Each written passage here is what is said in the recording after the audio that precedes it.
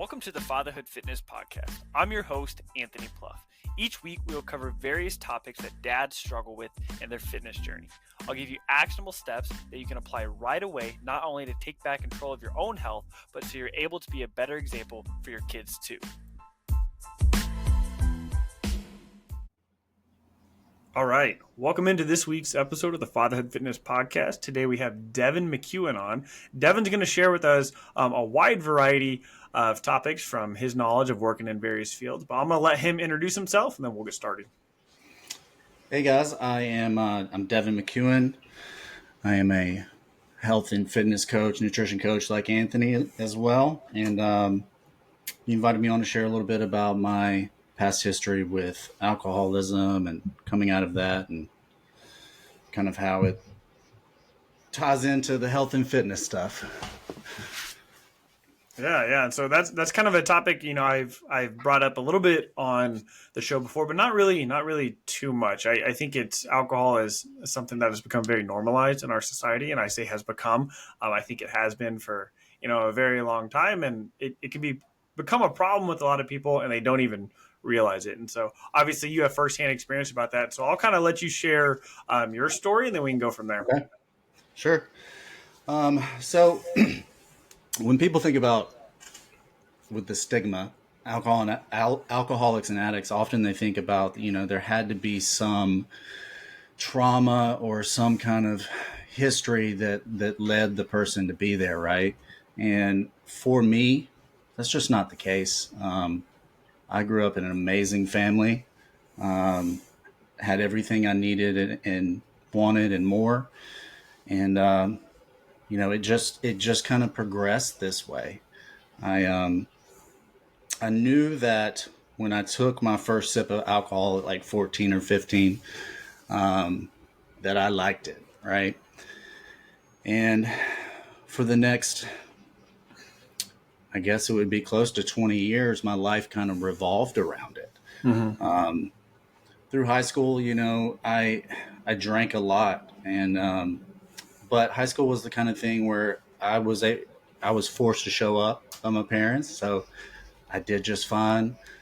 Got a scholarship to college, went on a full ride to Carolina, and that's when things started getting a little hairy, right? I didn't have someone there holding me accountable. Mm-hmm. Wasn't showing up for class.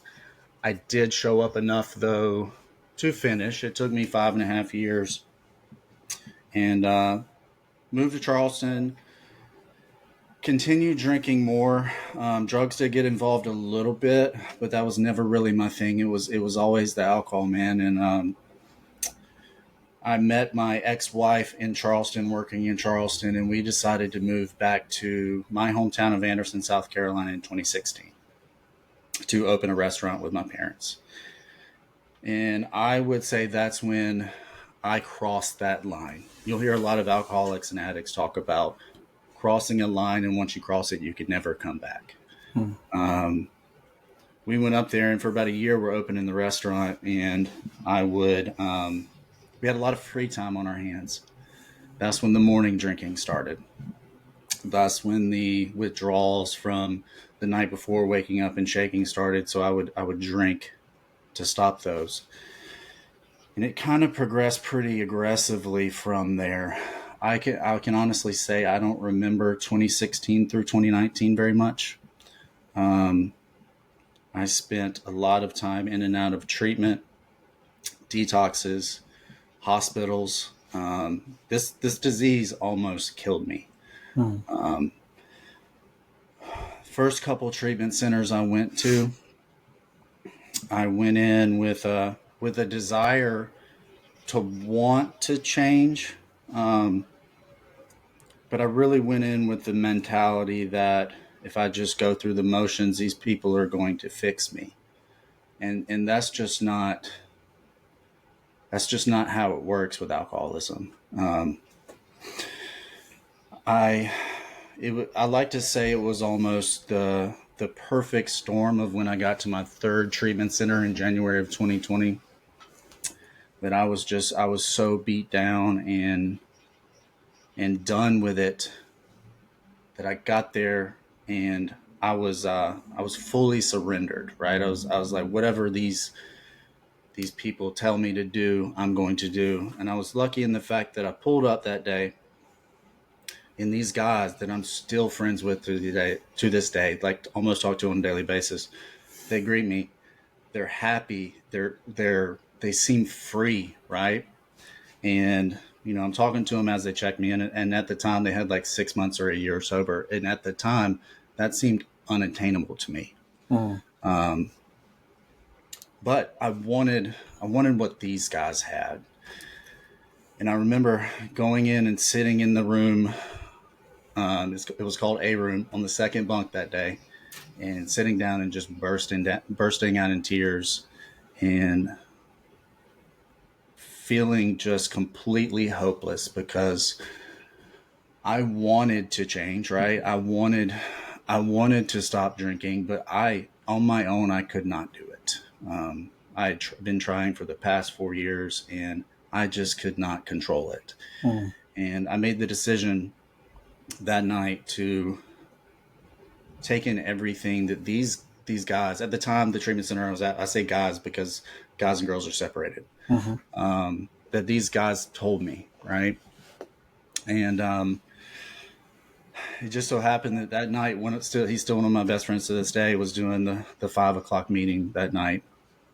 And I go in there with my notebook, ready to take notes and stuff. And he starts talking about things that finally made sense to me. He could describe to me how I felt. He could describe to me what my problem was. And he could describe to me a solution for that problem. And from that day forward, my life has completely changed. I had to find what I learned was that it's for the alcoholic and addict. It is not the alcohol that's the problem. It is my perception of life. It is these terrible habits that I've built. It is these fears, these resentments that I'm holding. It is my approach to life and my perception of things around me that was flawed. And I had to fix that within myself. Took Like, people see me posting all this stuff on social media. I started about 3 years ago. They don't see the 2 years of work I put in before that, where I was completely silent. Yeah. I lived at that treatment center for 17 months.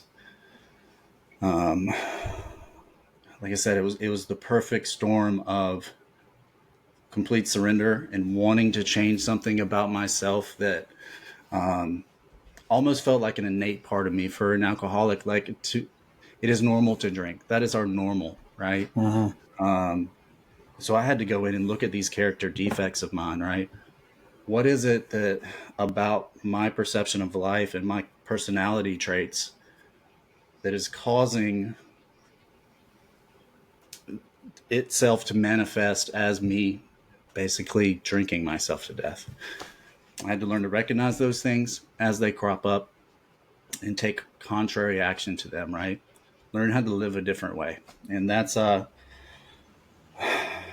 very short synopsis of my story. It got really bad, and now it's really, really good. Yeah. I have a new way to live, a new perception on life, and I'm grateful every day. I'm grateful for the suffering that I went through. I'm grateful that I'm an alcoholic, because without all that, without the personality change, or the some people call it a spiritual awakening that I had to have, without that, I wouldn't be where I am today. So that's kind of Yeah. a brief synopsis of my story there. Yeah, well, I appreciate you sharing that. I know that that's something that's very personal to you, but I know that not just dads in general, but men, women of all ages, a lot of times they struggle with these things alone, right? They go through these things where, you said you started drinking alcohol when you were in high school, or when you were young, and so this had obviously gone on for 20 years. You said. So at what point did you ever feel like you were the only one going through this, and when did you kind of realize that, like, hey, maybe maybe there are other people that are struggling with this too. And if I do open up about it, maybe I could help somebody. It's tough because, yes, I absolutely felt like that. And it's super tough because if you're not an alcoholic or you haven't had a family member struggle with that in the past, it's impossible to understand, Mm-hmm. right? When an alcoholic says they don't know why they're doing what they're doing, 9 times out of 10, they mean that. Yeah. Like, alcoholics aren't bad people. They aren't purposefully choosing the drug or the alcohol over their family or whatever, but society mostly does make them feel like that, and it's Mm-hmm. unfortunate.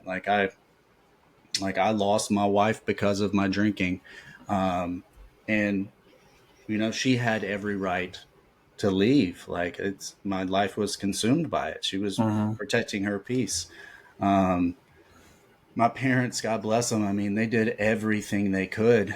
The last part of it, the last 3 months of it, I was living with them and making their life a living hell.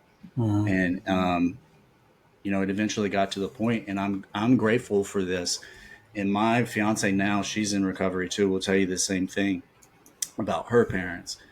When they decided that, all right, this is enough, you're either going to be homeless or you're going to long-term treatment. It hurt, and I felt judged, and I felt like they were abandoning me, right?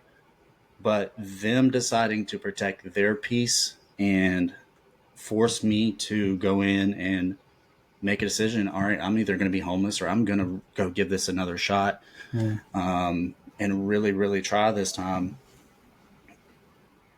got me to that treatment center that day.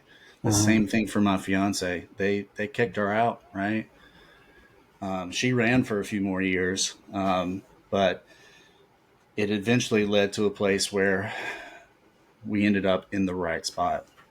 So yeah, man, it is tough because so many people can go out on a daily basis or a couple times a week and drink with impunity and stuff, and they're like, why can't you just do that? Well, I don't know. I just can't.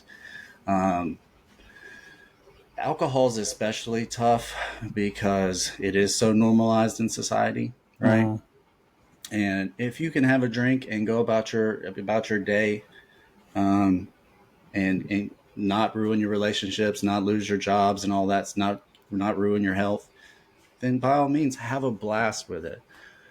But those of us that have crossed that line, however that came about, we're we're not immoral people, and um, we just crossed a line, and Mm-hmm. it can become back. You can come back from it, but um, often the addict and the alcoholic does feel, unfortunately, very shunned by society still to Yeah. this day. Yeah. Have you had now? You said like obviously you grew up. You felt like you had really good parents, had a good support system and stuff. Did you watch other people struggle with this when you were younger? Yes, kind of knowingly and kind of unknowingly, I've learned more about it as I've rebuilt the relationships with my family and stuff. It does run in my family. Mm-hmm. Both my grandfathers, one I didn't know at all, he died very young from this disease. Mm-hmm. The one grandfather that I didn't know, he died when I was 5 or 6. Um, my aunt, it suffered from this disease too. She just passed a couple years ago. Yeah. Amazing though, she got sober for like 7 years before she passed. Um, so it did run in my family, but I didn't have much direct interaction with it. No. Mm-hmm. So um, at the time when I first 2016, 2017, when I started thinking to myself, oh, this is an obsession, this is bad, like Mm-hmm. I didn't have anything to look at and say, all right, this is where this is going to take me, or this is where I'm going to end up if I keep doing this. Yeah. To me, it just felt, I knew it was wrong, but it felt normal, if that Mm-hmm. makes sense. Yeah. Yeah. I think that's one of the hardest things too. Is like when we um, I've had family members too that have struggled with it, and we kind of think, maybe we're predisposed to these things, or is this just, does everybody struggle with it, right? And so, Yeah. and a lot of times, like I watched my dad's stepmom, my grandma, pass away at 60 years old from complications of this, and she, I didn't know. Like she obviously, like I feel, and I've had multiple family members on my wife's side of the family, same thing, and a lot of times we don't really know what someone is going through. And so I guess going back to when you were going through this, what could someone have done, or was there anything for someone to be able to help you? Like, obviously, I know you said you had to come up with that, decision yourself, so it took you 3 times, right? And I feel Yeah. like, that's very common to hear someone that the first time they go, for some people it really does work, right? And it Hmm. helps, and they can move forward. But unfortunately, seems to be a lifelong issue, or something that it's a long-term issue. And so Yeah. could somebody have potentially helped you, or was that a decision you felt like you had to make on your own?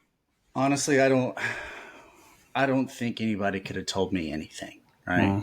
Mm. Um, that's one of the major character defects that most, if not all, alcoholics share is an extreme.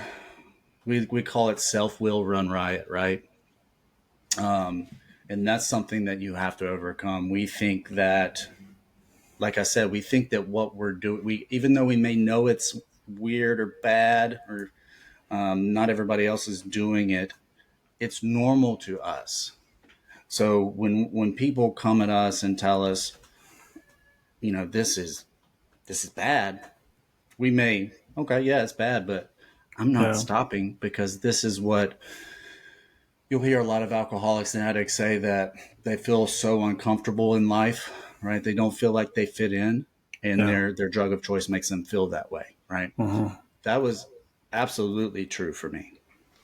Um, I I still struggle with like discontentment and uneasiness a lot. I have a program and stuff I can deal with that now, but it was nagging back then, right? And when I drank, that went away, Yeah. right? So for somebody to, it's tough, because we want people to help us, but they can't, and we're often not going to take the help.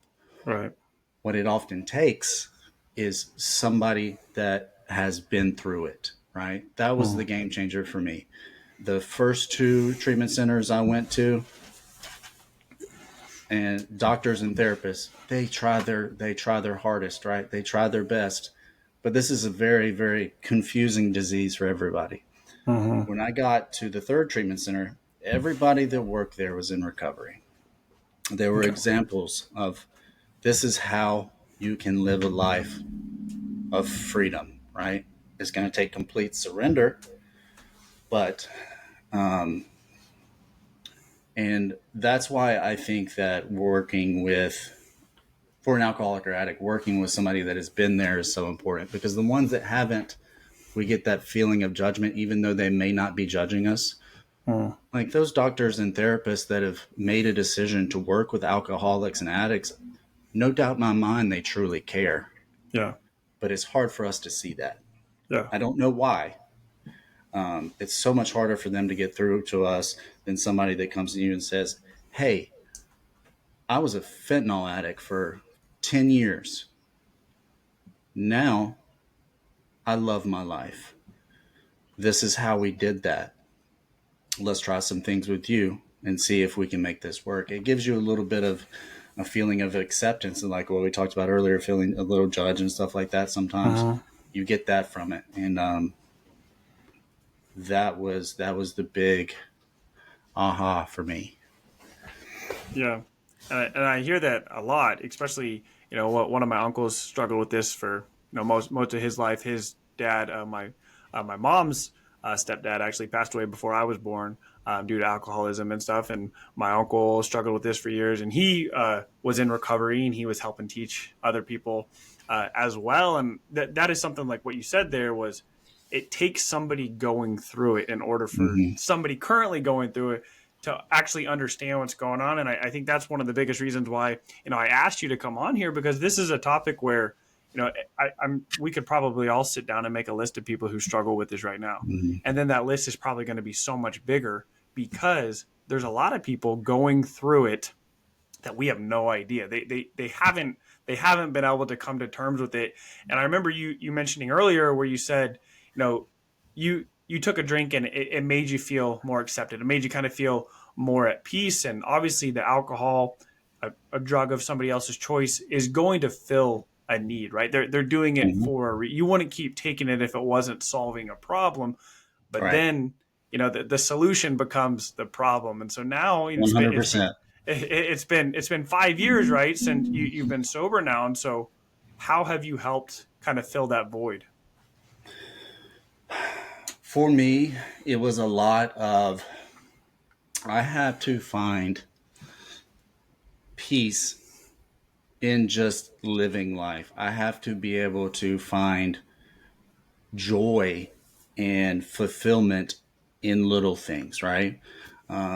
Life doesn't have to be full. It's getting to a point where you realize life doesn't have to be full of all these extreme feelings of wellness and awesomeness all the time, right? Um, so for me, it was a lot of learning to practice gratitude and acceptance and life on life's terms, and realizing that every moment that we have, I'm big on living present, living in the moment, is a blessing. And if you choose to wake up and see it every morning, right? I wake up and I may not always wake up and be stoked for the day, but I can reset my day and choose to look at it that way, right? It is a Mm. choice for me now. Um, so instead of like reaching for that alcohol to fulfill me, to be on some little fun little journey with the booze, right? I choose to reach outwards into life, right? And put back into life, Mhm. so that every single little moment that I'm going through can be its own little journey and its own little escapade in itself, right? Um, Now, of course, and there are things that I put in place in my day to that make me feel fulfilled, right? Mm. That I like doing. The main thing I try to do is find joy in every little moment. Mhm. But things like the discipline of going to the gym, Mm. right? Still staying connected in the recovery community, like going to meetings and going to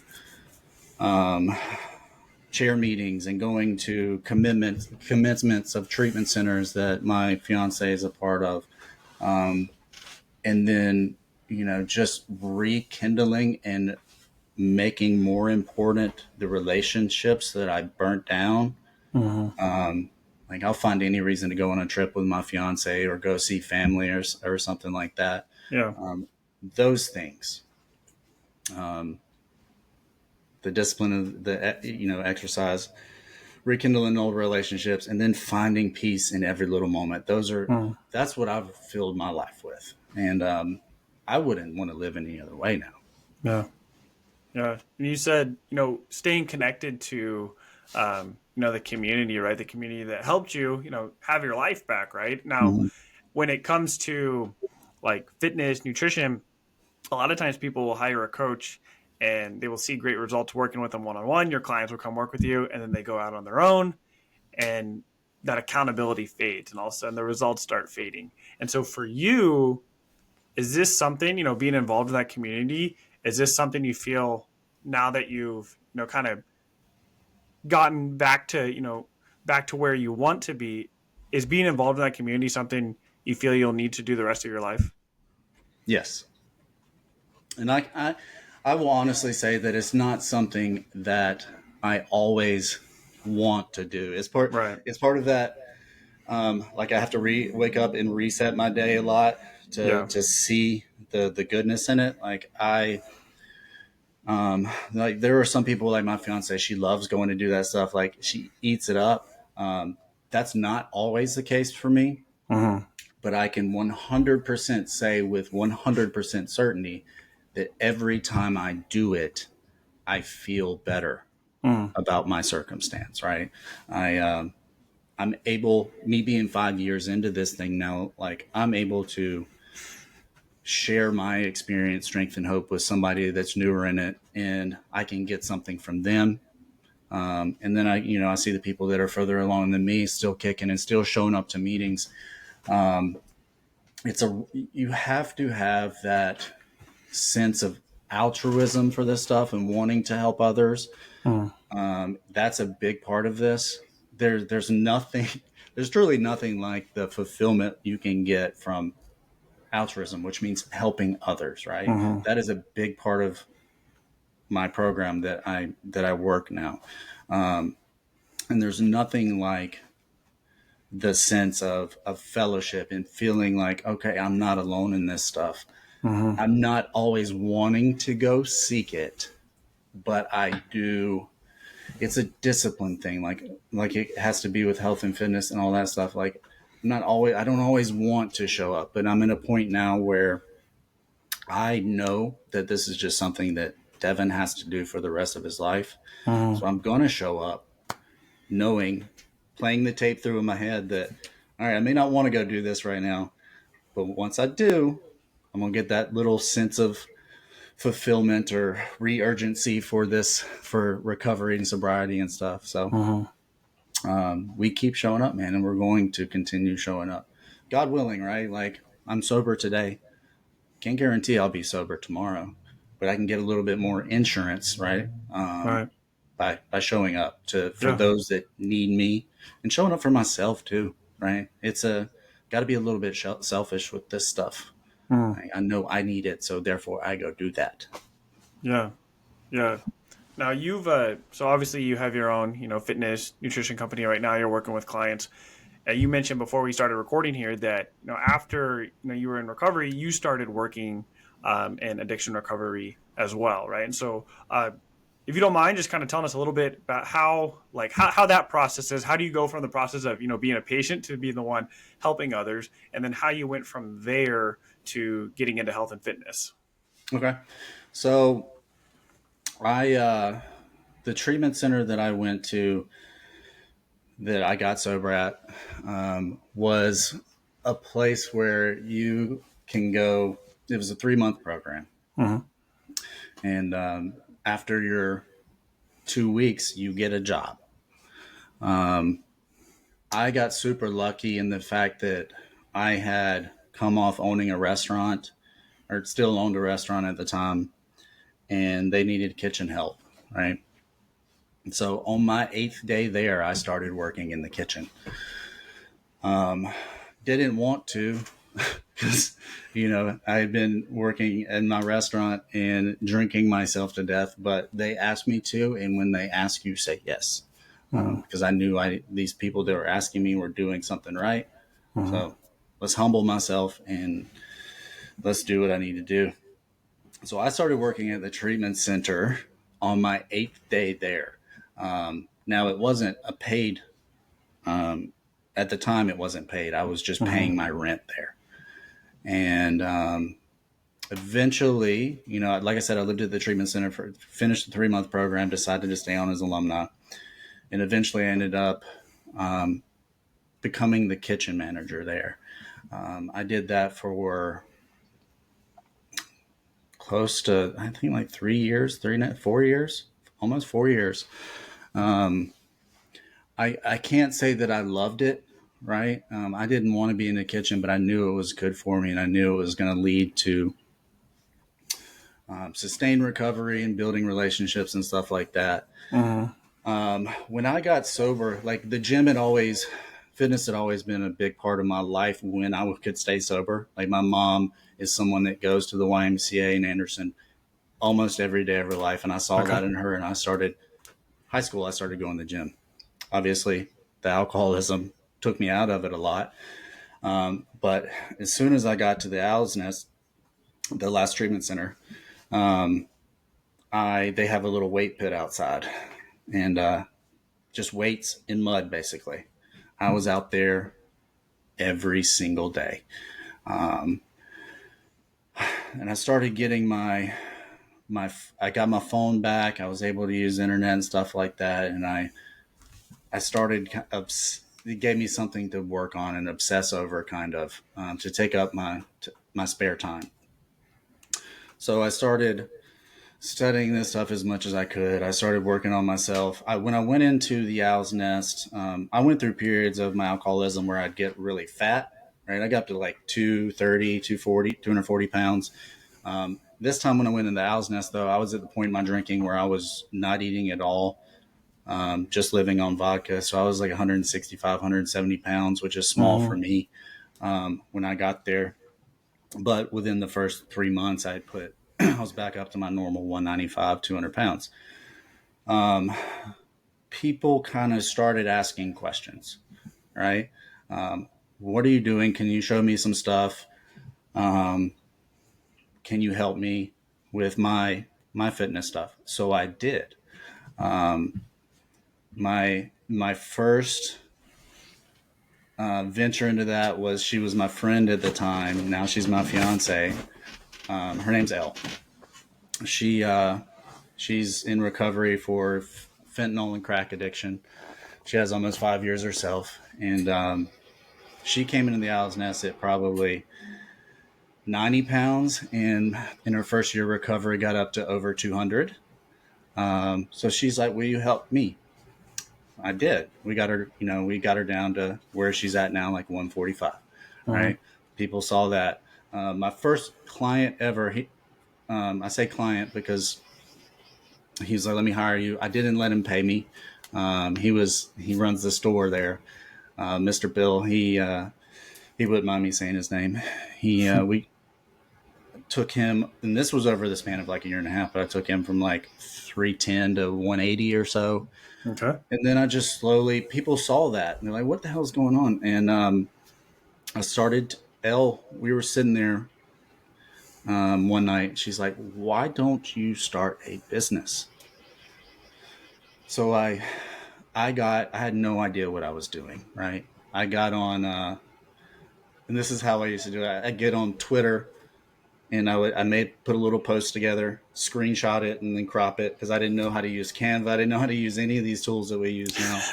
And I just put out on Instagram and Facebook, hey, I'm going to start taking clients for fitness and nutrition. Holler at me. And that's basically how it started. I started with 1 or 2 clients, and then eventually 12 or 13 or so, and now we're rocking with 40. It's taken 3 years to get to this point, and as you know, hiring a mentor for it, and but like I say, it was a perfect storm. None of this, I wouldn't have this business. I wouldn't have everything that I have today if it wasn't for my recovery, going through that, learning what I learned in the process, and the people that it put into my life. Because I don't think I ever would have started the business if Elle wouldn't have said, why don't you do it? Because if you go back on my socials before I made that first post, I didn't post on social media at all. That just was not me. Like getting on a podcast before it, like that's not something that I'm willing to do. The recovery process and the fellowship there and the encouragement there, and it taught me so much about myself and how to be willing to be uncomfortable and try something. And it led me here, man. And the obsession has become an amazing career. And I'm lucky that I get to work with a lot of amazing people, a lot of which happen to be in recovery too. So we get to talk about that stuff too. Most of them aren't, but a lot of them are. And it's super cool to be able to help them in this process too. Because this is a huge part of my recovery, is my maintaining my mental health and my physical health, right? I've got to do those things. And like I said, it was a perfect storm that just kind of progressed naturally. Yeah. No, that's awesome. I think that's really cool. Kind of, I mean, maybe indirectly, but like, the alcohol was keeping you from who you needed to be, right? You Mm-hmm. you weren't able to fulfill, the potential of who you were becoming. And I think it's very common for a lot of people to, you have a stressful day at work, you get home and you have dinner and you crack open a beer, right? One leads to two, two leads to Mm-hmm. three, and three leads to, I'm falling asleep and I'm waking up, and then we start the process over again. And I think a lot of times people try and balance the two where, hey, I'm hitting my calorie goal, I can throw in a couple beers, right? Mm-hmm. I'm doing this, and like you're just making things much more difficult on yourself. And so for your clients in particular, and for anyone, how do you go about that? How do you find that balance where, sure, a couple beers here and there are probably okay, but most people don't just have a couple beers here and there, right? Yeah. We try and get out of it. We try and, I try and teach my clients to get out of that all or nothing mentality. Like, we can either have everything or we can have nothing, right? But when it comes to alcohol, sometimes it is really hard, right, to have Yeah. just a little bit of it. And so what do you do specifically to work with your clients to kind of balance that? I think it's important for the clients that do drink and maybe drink a little bit in excess, to understand what is actually happening when they do that, right? A lot of people just think that it's if you're trying to lose weight, it's just yes, it is just calories in, calories out that matters for fat loss, but alcohol causes other things to happen that can affect that, right? It Mm-hmm. messes with your sleep. Um, if you drink in excess, it causes you to make less than mindful decisions, around food later in the night. Yeah. Um, cause you to be hungover, dehydrated the next day, worsening your performance in the gym. Mm-hmm. So a lot of clients don't really understand that part of it. They're like, well, it meets my calorie allotment. I'm good. Well, for fat loss, probably so. But if you're drinking in excess, if you drink much more moderately, those other things are going to get in line too. Yeah. And then if it's somebody that's just having one here or there, that's fine.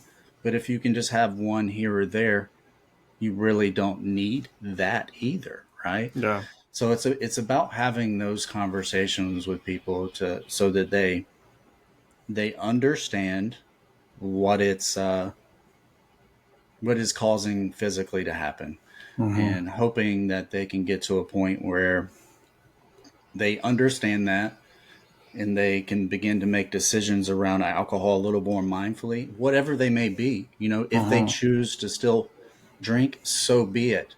But make that decision mindfully, right? Make that decision to do that mindfully, knowing the effects that are going to happen because of that. And don't, you know, show yourself some grace and don't beat yourself in the butt because Yeah. things aren't happening like you want them to happen because you made that decision mindfully, right?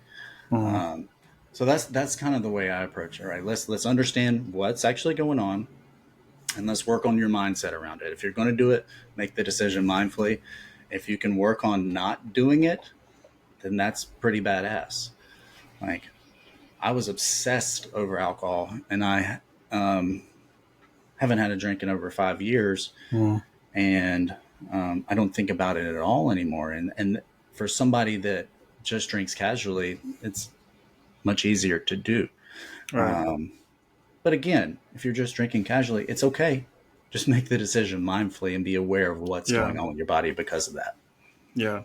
And you can correct me if I'm wrong, but I've always been under the impression that alcohol is not really the problem. It's a symptom of Yeah, a bigger problem. And you 100%. you mentioned earlier, like, yeah, you're trying to fill a void. You're trying to you have these other things going on internally with you. And so I think I think a lot of times when people do, at least for my clients, when they hire a coach and and they're start tracking their food, this may be the first time where they actually realize how much they really are drinking, and they realize they're looking at MyFitnessPal, they're looking at whatever food tracker they're using, and they're like, well, shoot, Yeah, this is something I'm eating. And that's the same thing with food, right? You think you're eating the the biggest lie I ever told was I eat really well, right? And it's like Mhm.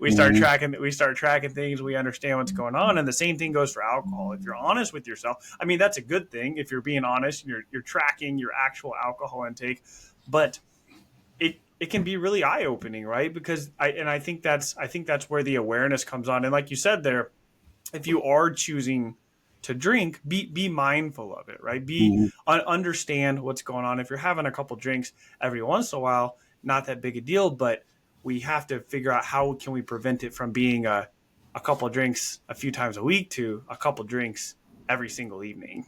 Yeah, 100%. I mean, people, I like to think of, or I don't like to think of it is the forgotten macronutrient, right? There's 7 calories per gram of alcohol, um, and I, we all know that our wine pours, people's wine pours aren't what they're supposed to be, right? You may think you're getting your 4 or 5 ounces of wine, but Yeah. once you actually measure that stuff and look at it, most people are pouring like double glasses, right? Yeah. Um, and that's where, as you get into the night a little further, that mindlessness stops happening. You're like, oh, what's one more? What's one more? What's one more? And that stuff adds up Yeah. really quick. And then you wake up hungover, dehydrated in the morning. You skip a workout. You start beating yourself up, so you're stressed. Like it just kind of snowballs from there. And Yeah. that's a big thing I work on my clients though is mindfulness with it all. Mm-hmm. You know, it can with the entire picture, it can make such a big difference in slowing down and thinking about these things. Playing the Yeah. tape through, like I said earlier, um, that's absolutely huge.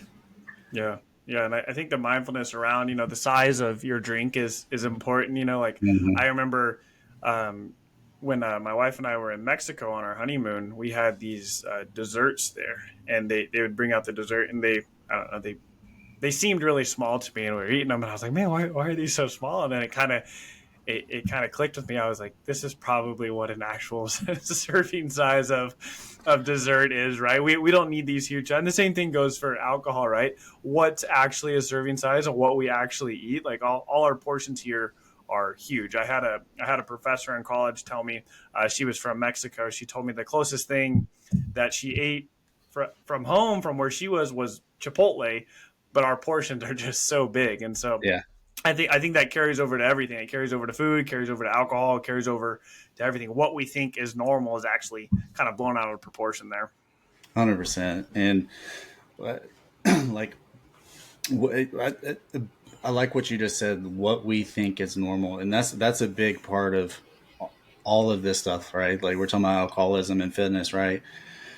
We we all have these things in us that are almost like innately part of us that we feel are normal. But a lot of times these things are holding us back from where we see ourselves or where we want to be, Mm. right? And if we can work to recognize these things that we see as normal that are holding us back, Mm. whether it be your 3 times a week cocktail nights or your bowl of ice cream every night or your just general overall laziness or even fear of the gym or fear of change, any of those things that are kind of part of us now, if we can work to recognize those and work to set slowly new normals into place, take contrary action to those things, right? Mm-hmm. Um, that's how lasting change with all this stuff is made, right? It's not all right. Let's take the booze out and not work on your mindset around it. It's not let's eat 1,200 calories and go walk on a 2 hours treadmill a night and lose 20 pounds real quick. It's about what are the things that are innately in us that are keeping us from doing that. Let's recognize those and let's make a change in those things Mm. over time, slowly, so that these changes we want to see, whether it be drinking less or getting in better shape, become the things that are now part of us. That's the big aha, at least in my eyes. Yeah, no, I think that's really great, and I think that's a really great summary to kind of everything, you've been talking about here. Just, taking it slow, changing the way you're viewing yourself, viewing other Mm-hmm. things, and, actually solving, the real problem, and not just dealing with the The symptoms there. symptoms. Yeah. Yeah. Yeah. Well, Devin, this has been a really great episode, and I really appreciate you coming on here. I know sometimes, and maybe it's gotten easier for you now. It's been 5 years, but it's probably still difficult at times to open up and share about these things. And so Oh, I for know sure. I really appreciate that, and I know those listening to the show appreciate that as well. Before I let you go here, what's one big takeaway, or what's one action step, I guess, that someone could start applying to their life right now to start making those changes if they are struggling with alcohol? I think the biggest thing is going to be acceptance, right? Admitting to yourself and fully conceding that you have a problem with it or something that you'd like to change. If it's not necessarily alcoholism and you're probably just drinking so too much, you have to truly accept that about yourself. You can't just say, oh, I know I need to change, but it's really not that bad. You have to really come in and say, all right, this isn't great. I accept that this is a little bit of a problem, Mm-hmm. and then be open about it. That's the hard part, is being open about it. You have to communicate it, because there are people out there that can help you, and there are Yeah. people that would love to help you. But we're really good at hiding it and stretching Right. this thing out over years when it doesn't need to be. Yeah. So if you can accept that about yourself, truly believe it, and know that it's okay, it's not your fault, then speak up about it. There are people that will help. I'm one of them. Message me. There are people that will help. It's truly about acceptance, and then from there, that's when the change can start. But if you don't accept it about yourself, it's really hard to change. Yeah. Yeah. That's great. Thank you so much for coming on here again. Where can people find you on social media, or yeah, where can people find you online to follow you? So I'm at Devon McCuen on Instagram Okay. and Devon McCuen on Facebook. Those Okay. are the two main places I use. Awesome. Awesome. I will get those links and I will put them in the show notes. But once again, man, thank you so much for coming on here and being so open and vulnerable. We really appreciate it. Of course, Anthony, it was a pleasure. That concludes this episode of the Fatherhood Fitness Podcast. Thank you for those of you who took time out of your busy schedules to listen. If you have any questions or comments or an idea for a topic for a future episode, please feel free to reach out, and I'd love to hear from you.